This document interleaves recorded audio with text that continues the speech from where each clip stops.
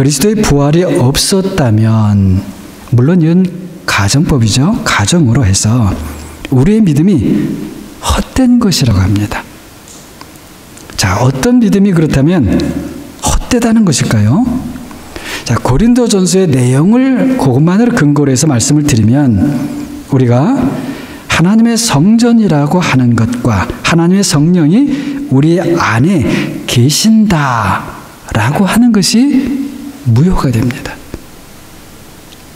그리고 그 십자가의 말씀도 능력 있는 하나님의 말씀이 되지 못했을 것이고, 결국 그리스도께서 우리를 위한 하나님의 능력, 하나님의 지혜도 온전하게 되지 못하셨을 겁니다.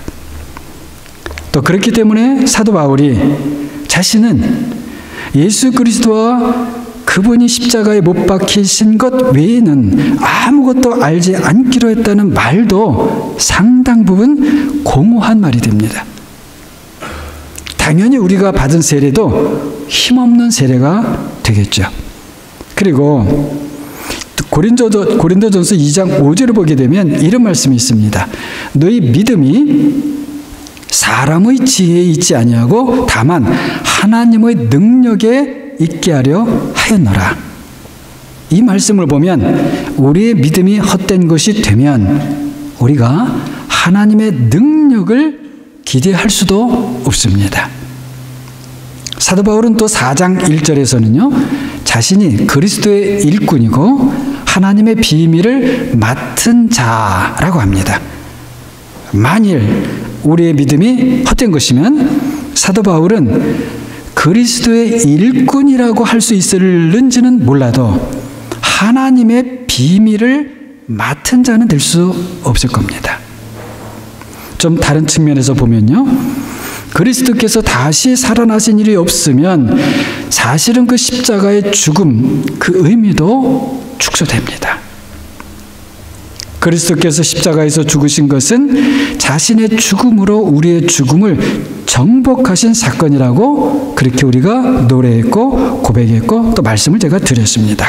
그런데 그렇게 죽으셨다가 다시 살아나신 일이 없다면 십자가에서 정말 죽음으로 죽음을 정복하셨다는 그런 일이 있었는지 우리가 알 수가 없죠. 그리고 만일 정말 십자가에서 죽음이 정복되었다고 할지라도 그리스도께서 다시 살아나신 일이 없다면 자신의 몸도 다시 살리지 못하신 그 하나님께서 우리의 몸을 다시 살릴 수 있다는 것이 말이 안 됩니다. 몸으로 죽으신 그리스도께서 자신의 몸을 아버지의 뜻을 따라 다시 살리셨기 때문에, 그렇기 때문에 그분이 우리의 죽을 몸도 그와 같이 살리실 분이라는 것을 우리가 믿게 되는 것입니다. 자, 그런데 여기서도 이렇게 생각할 수 있습니다. 그리스도께서 자신의 몸을 다시 살리셨다고 해서 그것이 꼭 그리스도께서 우리의 죽을 몸도 다시 살리실 것이라고 어떻게 믿을 수 있는가? 자, 그런 생각을 하실 수 있죠. 그런데 그렇다면, 만일에 그렇다면 하나님의 아들이 우리의 죽을 몸을 친히 자신의 것으로 취하신 이유가 무엇일까? 이렇게 반문하게 됩니다. 만일에 그렇게 하신 이유가 죽을 우리를 위한 것이 아니라면 하나님의 아들께서 단지 자신이 인간의 죽을 몸을 자신이 취하신 것을 살릴 수 있다고 한번 자신의 능력을 과시한 것밖에 되지 않을 것이죠. 누가 만일 그렇게 생각한다면 그것은 하나님을 마치 자기의 과시욕에, 자기의 능력을 과시하는 그런 과시욕에 사로잡힌 신으로 만들려고 하는 것이고요. 어떻게 보면 만일에 그런 하나님이라면 참 할 일이 없으시고, 그리고 또 좀 어리석게 보이는 그런 하나님으로 만든 일이 될 거예요. 하나님께는 이 모든 것이 도무지 합당하지 않은 생각인 것이죠. 하나님의 아들께서 우리의 죽을 몸을 자신의 것으로 취하신 것은 우리를 위해서 그렇게 하신 것이고, 그렇다면 우리와 같은 자신의 죽을 몸을 살리신 것은 바로 우리의 죽을 몸을 살리신다는 가장 확실한 보증이 되는 것입니다. 하나님의 아들이 행하신 일은 성령 하나님과 함께 이루신 것이고, 하나님 아버지의 기쁘신 뜻을 따라 행하셨다는 것을 믿으시는 사랑하는 여러분과 제가 되기를 바랍니다. 이것이 바로 우리가 오늘 예배 가운데에서도 고백했던 사도행전, 거기에서 고백하는 것이고, 그리고 우리가 주일 공부 시간에 배웠던 그 믿음의 원칙이 그것을 가르쳐 주는 것이고, 그리고 이것이 바로 성경 전체가 우리에게 보여주는 것입니다. 그래서 사도 바울은 로마서 6장 5절을 보게 되면, 만일 우리가 그의 죽으심과 같은 모양으로 연합한 자가 되었으면 또한 그의 부활과 같은 모양으로 연합한 자가 되리라, 이렇게 확신 있게 선포하는 것입니다. 참 얼마나 놀라운 이 결합입니까? 그리스도와 우리 믿는 자의 결합을 말하고 있는 거예요. 제가 영어로 잠깐 이렇게 써보았습니다. 우리 영어로 더 잘 들으실 그런 분들이 계시기 때문에요. Unity of Christ and us in the Holy Spirit according to the will of God the Father. 얼마나 놀라운 결합이에요. 그런데요, 단순히 그리스도의 부활에 연합한 자가 아니고요, 그분의 부활과 같은 모양으로 연합한 자가 된다는 거예요.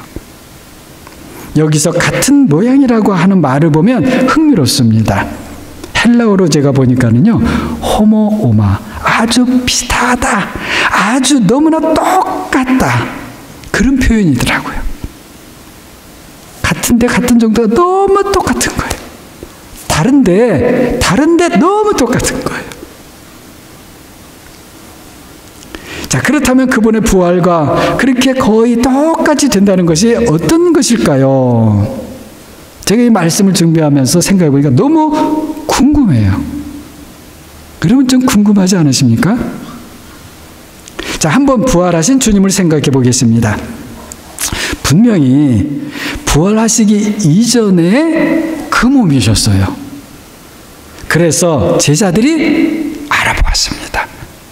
물론 처음에는 너무나 당황해서 잘 알아보지 못했지만 알아보았어요. 똑같은 그 몸이었어요. 그리고 그 전에처럼 말씀도 하세요. 목소리가 변해서 갑자기 천둥처럼 막 그렇게 되신 게 아니에요. 십자가의 못자국과 창에 찔린 흔적이 그대로 있어요. 우리 사람이 수술을 받으면 그 수술 흔적이 있지 않습니까? 그런 것 같아요. 누가복음 24장을 보게 되면 부활하신 주님께서요, 생선을 먹으세요. 생선을 실제로 드셔요. 여러분, 생선을 먹으신다? 여러분, 이거 이해가 됩니까? 부활하신 몸인데 육신적 생리의 작용이 있다는 것인가요? 사실 잘 모르겠습니다. 잘 모르겠어요. 자, 그리고 그 몸이 하늘로 올라가요. 올라가신다는데 여러분, 공중 어디까지 올라가셨을까요? 어디까지? 모르죠. 몰라요. 마가복음 16장 19절은 이렇게 기록합니다. 우리가 사도신경에서도 고백하는 것과 같은데요. 주 예수께서 말씀을 마치신 후에 하늘로 올려지사 하나님 우편에 앉으시니라. 그 부활하신 몸과 함께 하늘로 올려졌고요. 그리고 하나님 아버지 우편에 앉으셨다는 거예요. 우리 영어로 이렇게 표현을 보니까 이런 표현이 있더라고요. 에어리페어리. 무슨 구름 잡는 소리 같은, 무슨 이솝 우화처럼 그렇게 들리지 않아요? 우리는 그냥 늘 말씀에 그러니까 그런가 보다 하지만 실제로 그걸 생각하면 좀 이게 무슨 상황이지? 자, 그런데요, 이것이 사실이라면 얼마나 놀랍고 신기한 일입니까? 우리가 그리스도와 결합되면 그런 몸과 아주 비슷하게 거의 똑같이 된다는 거예요.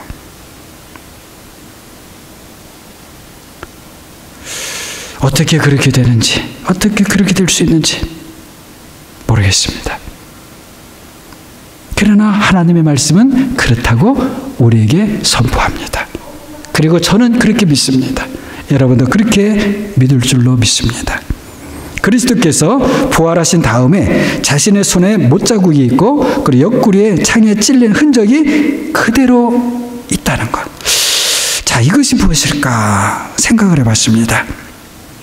다른 게 아니죠. 우리를 위한 사랑의 흔적이 그대로 있는 것이죠. 십자가의 흔적이지요. 저는 주님의 이런 흔적을 보면서 이런 마음이 들었습니다. 우리가 주님을 위해서 이 세상에서 고난당한 그 흔적도 우리가 부활한 다음에 그대로 있을 것이다. 그런 생각이 들었어요. 물론 그 고난당한 흔적은 부끄러움의 흔적이 아니라 영광의 흔적이겠죠. 사실 여러분 생각해 보세요. 하나님의 나라에서 그것보다 더 큰 영광이 어디 있겠어요?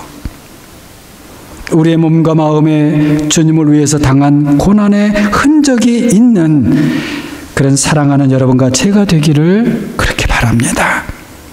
우리 믿는 사람들이 세상에서요, 아무리 잘 먹고 잘 산다 해도 이런 주님을 위한 사랑의 흔적, 고난의 흔적, 아픔의 흔적, 멸시와 조롱의 흔적, 그리고 섬김의 흔적, 이런 흔적이 없다면 우리가 이 땅에 사는 그 모든 것이 무슨 소용이 있겠습니까?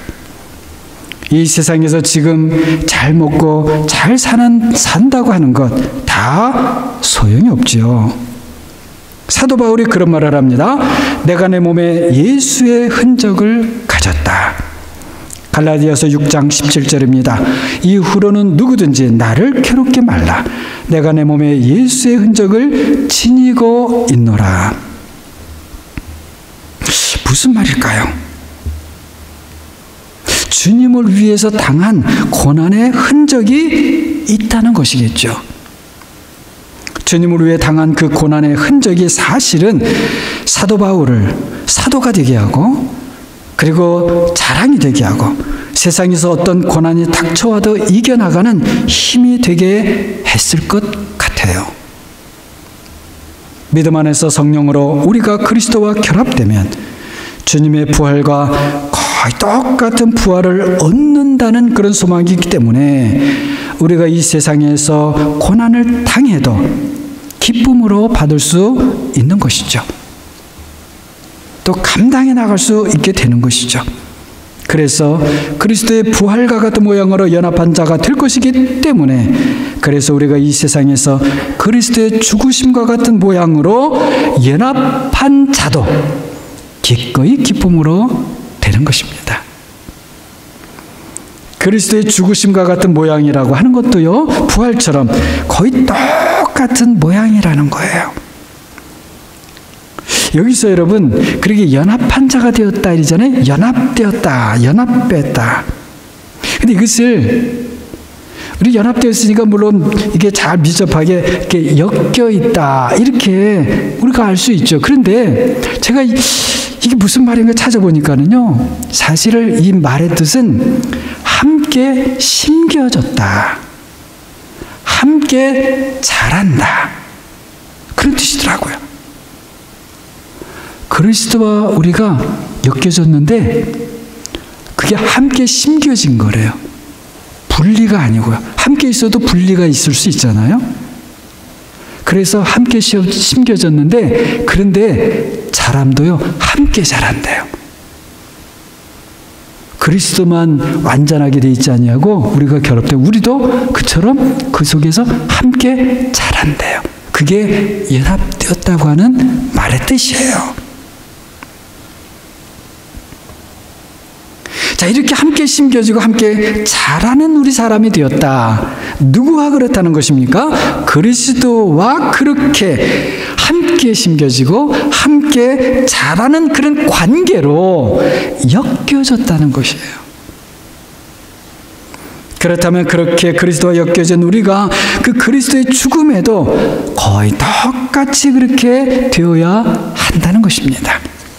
우리가 예수 그리스도와 완전히 똑같아질 수는 없겠죠. 그건 안 돼요. 하지만 거의 같을 정도로 똑같이 될 수 있고 또 되어야 하고 그렇게 되어가고 있다는 것입니다. 여러분, 이것이 우리가 무슨 열심을 낸다고 금식하고 무슨 애쓴다고 될 일이겠습니까? 이것이 절대 우리 힘으로 안 되는 것이죠. 이 일은 하나님만이 하실 수 있는 일입니다. 그래서 성령 하나님께서 친히 우리 안에 내주하시는 것입니다. 우리를 도와주시기 위해서 우리를 그리스도의 죽으심에도 그리고 그리스도의 부활하심에도 거의 똑같이 만들어주시기 위해서 우리 안에 내주해 계십니다. 우리는 잘 모르지요. 솔직히 말하면 저도 잘 모릅니다. 그러나 정말 신기한 일입니다. 그래서 우리가 늘 성령의 도우심을 구하고 구해야 하는 것이죠. 우리를 가장 잘 도우실 분이 내 옆에도 아니고요, 내 안에 계시는데 우리가 왜 구하지 않겠습니까? 당연히 늘 구해야지요. 그런데 우리가 구한다고 해서 단번에 한 번에 다 되는 것이 아니지요. 우리 벼락부자 이렇게 되었다 하게 되면 우리 그렇게 된 부자는 다시 금방 망하게 된다. 그렇게 생각하잖아요. 그런 것 같아요. 성령 하나님은 우리가 감당할 수 있는 정도로 우리의 수준에 맞게 아주 우리를 생각해서 조심스럽게 우리를 다루시면서 그리고 아주 세밀하게 그렇게 다루시면서 우리를 도와주세요. 우리하고는 너무 다르죠. 우리는 내 생각대로 어떻게든 막 함부로 하고 막 그러잖아요. 근데 성령 하나님은 우리가 아무리 부족해도 우리를 함부로 다루지 않으신다는 거예요. 때로는 우리가 준비가 안 되어 있으면 기다리십니다. 우리가 급해서 정도에 맞지 않게 많이 구해도 우리의 필요에 맞게 공급해 주십니다. 우리가 어느 정도까지 그리스도와 연합되어 그분의 죽으심과 똑같아질 수 있는지 우리는 모릅니다. 저도 모릅니다. 어쩌면 그저 조금 비슷해지다가 이 세상을 마칠 수도 있을 거예요. 우리의 열망에 따라 좌우되는 것은 아니겠지만 아마도 많이 원하는 사람은 그만큼 많이 받을 것이고 적게 원하는 사람은 적게 받을 것입니다. 우리가 세상 이치도 그렇지 않습니까? 적게 뿌리면 적게 거두고 많이 뿌리면 많이 거두게 되는 것이 당연한 이치죠. 마가복음 25장 29절을 보게 되면 예수 그리스도께서도 이렇게 말씀하십니다. 무릇 있는 자는 받아 풍족하게 되고 없는 자는 그 있는 것까지 빼앗기리라. 이 말씀이 말이죠. 잘못 생각하면 요즘 세상에서 말하는 그런 불평등을 심화시키는 그런 말씀이 아닙니다. 믿음이 있는 사람은 받는 것이고 믿음이 없는 사람은 주어도 몰라요. 그리고 쓸데없는 것으로 생각합니다. 귀한 줄 모르는 거예요. 그렇다면 당연히 주신 분이 거두어 가신다는 것은 너무나 당연하죠. 하나님은 결코 주신 것을 다시 빼앗는 그런 분이 아니십니다. 없는 사람의 것을 탈탈 털어가시는 그런 모진 분이 결코 아니신 거예요. 믿음에 따라, 분량에 따라, 그리고 하나님의 뜻을 따라, 하나님의 기뻐하시고 선하시고 온전하신 뜻을 따라 우리에게 적합하게 나누어 주십니다. 그리고 늘 더 주고 싶어 하셔요. 더 주고 싶어 하셔요. 할 수만 있다면 어느 정도인가 다 주고 싶어 하세요. 우리가 몰라서 못 받고 말씀드린 것처럼요. 우리가 어리석어서 잃어버리고 놓쳐버리고 우리가 받을 처지가 못 돼서 못 주시는 것뿐이에요. 하나님은 지금 이 자리에서도 우리에게 좋은 것을 주고 싶어 하십니다. 부활은 과학적으로 입증될 수 있는 것이 아닙니다. 대신에 우리의 삶으로 입증되는 것입니다. 어떤 삶으로 입증될까요? 바로 죽음을 이긴 그런 우리의 삶으로 증거되는 것입니다. 목사님, 우리도 죽지 않습니까? 우리도 죽잖아요. 아니죠. 믿는 자에게는 더 이상 세상 사람들이 말하는 죽음이 아니에요. 믿는 자는 죽어도 죽지 않죠. 내 힘과 능력 때문이 아니라 바로 하나님의 능력 때문에 그렇습니다. 내 믿음 때문에요? 아니에요. 내 믿음 때문에 하나님께서 우리를 그렇게 해주시는 거예요. 그러므로 여러분, 죽음에 대하여 또는 죽을까봐 너무 염려하지 마십시오. 제가 우리는 안 죽는다고 그런 말씀을 드리는 것이 아닙니다. 어떻게 제 말씀을 들으면 제 말이 좀 안 죽는다고 했다 또 죽는다고 했다가 왔다 갔다 하는 것처럼 들을 수 있는데요. 자, 하나님께서 십자가를 통해 우리의 죽음조차 생명을 주시는 통로가 되게 하셨다는 것입니다. 예수 그리스도께서 말씀하신 것처럼 하나님은 죽은 자의 하나님이 아니라 산 자의 하나님이셔요. 아브라함과 이삭과 야곱의 하나님이 죽은 자의 하나님이 아니신 것처럼 여러분과 저의 하나님도 죽은 자의 하나님이 아니십니다. 산 자의 하나님이시라면, 그리고 그 하나님이 우리의 하나님이라면, 그렇다면 여러분과 저는 산 자입니다. 4세기 초 알렉산드리아의 감독 아타나시우스라는 분이 우리가 주일 공부 때 잠깐 들었는데요. 그분이 쓴 성육신에 관하여 라는 글을 보게 되면 이 자리엔 보신 분들도 계실 텐데요. 이 죽음을 폭군에 비유합니다. 데스가 폭군, 티라니, 폭군, 그렇게 비유를 해요. 이 폭군처럼 죽음이 기세가 등등할 때는 사람들이 그 앞에서 다들 무서워서 벌벌 떨었습니다. 그럴 수밖에 없겠죠. 그런데 하나님의 아들이 십자가로 그 폭군을 정복하시고 더 이상 아무 힘없는 자로 꽁꽁 묶어서 길에 던져 놓으셨다는 거예요. 그래서 사람들이 길을 가면서도 어제까지만 해도 이 무시무시했던 그 폭군을 향해서 이제는 조롱을 합니다. 이 죽음아, 내가 뭐야? 조롱을 해요. 그리고는 침을 뱉습니다. 하나도 무서워하지를 않아요. 여자들도 마찬가지입니다. 하다못해 아이들도 더 이상 이 폭군을 두려워하잖아요. 완전히 패배자가 되어서 풀려날 수 없는 사슬에 꽁꽁 묶여져서 길에 던져져 있는 그 폭군을 향해서 더 이상 어린아이조차도 무서워하지 않아요. 진정한 왕이신 예수 그리스도께 정복당해서 완전히 망한 그 폭군, 그 죽음을 말씀드린 대로 아무도 어린아이들조차도 무서워하지 않는다는 겁니다. 우리 그리스도인들에게 죽음이 그와 같이 되었다는 것이죠.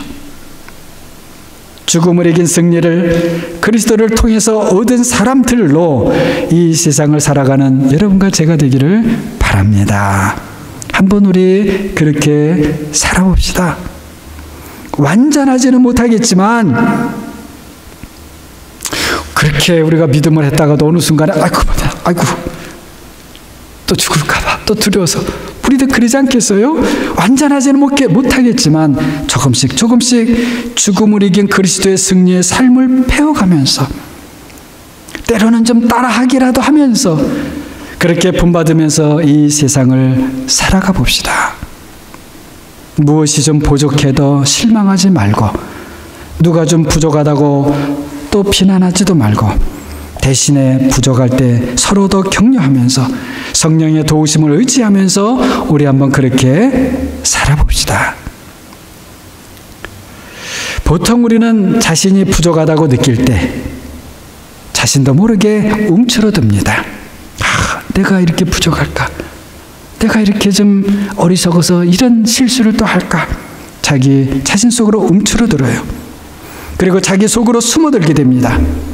그리고는 누가 찾아와도 응답하지 않지요. 나는 몰라, 이제 몰라. 괜찮아요. 그래도 좋습니다. 그것도 괜찮습니다. 그런 속에서라도 다만 믿음을 잃지는 맙시다. 하나님께서 찾아오심을 그래서 기대합시다. 반드시 하나님은 찾아오십니다. 그리고 우리를 부르셔요. 네 속에서 나오라. 그리고 하나님께로 오라고 그렇게 우리를 부르시며 말씀하십니다. 그래서 그 말씀을 통해 나 자신만을 보던 데서 하나님을 바라보면, 그래서 예수 그리스도의 십자가를 바라보면 우리는 다시 살아납니다. 그리고요, 알지 못하게 힘이 납니다. 그것은 내 힘이 아니고요, 하나님의 힘입니다. 성령의 힘입니다. 말씀의 힘입니다.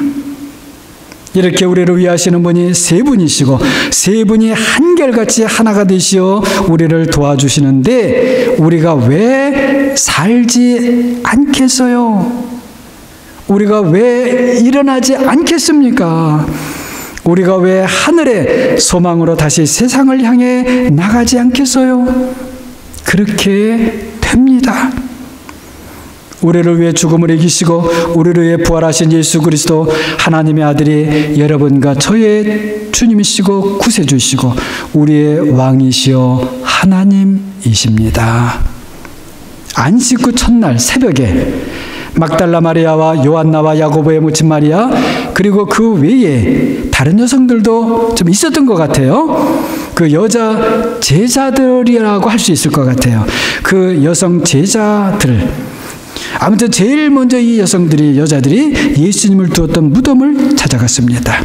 그리고는 예수님께서 부활하셨다는 천사의 말을 듣고 전에 하셨던 그 예수님의 말씀을 기억했습니다. 그래도 사실은 뭐가 뭔지 몰라요. 그는 당연했을 것 같습니다. 아무튼 그러나 다른 제자들에게 달려가서 그 그리스도의 부활의 소식을 알립니다. 그런데 11절을 보게 되면 그 말을 들은 제자들은 그 소리가 허탄한 듯 들렸습니다. 부질없는 헛소리, 어처구니 없는 말, 영어를 제가 찾아보니까요, nonsense, 아이들 테일, 게으른 이야기, 지어낸 이야기, 그릇처럼 들렸습니다. 여러분, 제자들이 믿음이 없었던 것이 아니지요. 믿음이 있어도 그럴 수 있습니다. 우리도 그렇지 않습니까? 믿기는 믿는데 좀 실감이 안 나고요.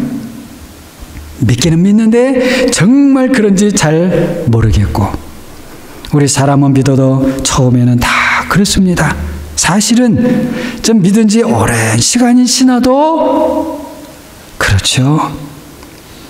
제자들은 그리스도께서 죽은 소녀도 다시 살리신 것을 보았습니다. 죽은 나사로도 다시 살리신 것을 보았습니다. 하지만 그리스도 자신이 죽었다고 하는 것은 이거 완전히 다른 문제예요. 도대체 어떻게 다시 살아나셨다는 겁니까? 누가 살리신 건가요? 아니면 스스로 살아나셨다는 말인가? 누가 살리셨다면 누가? 하나님이요? 하나님도 십자가에서 그 예수 그리스도를 버리셨지 않습니까?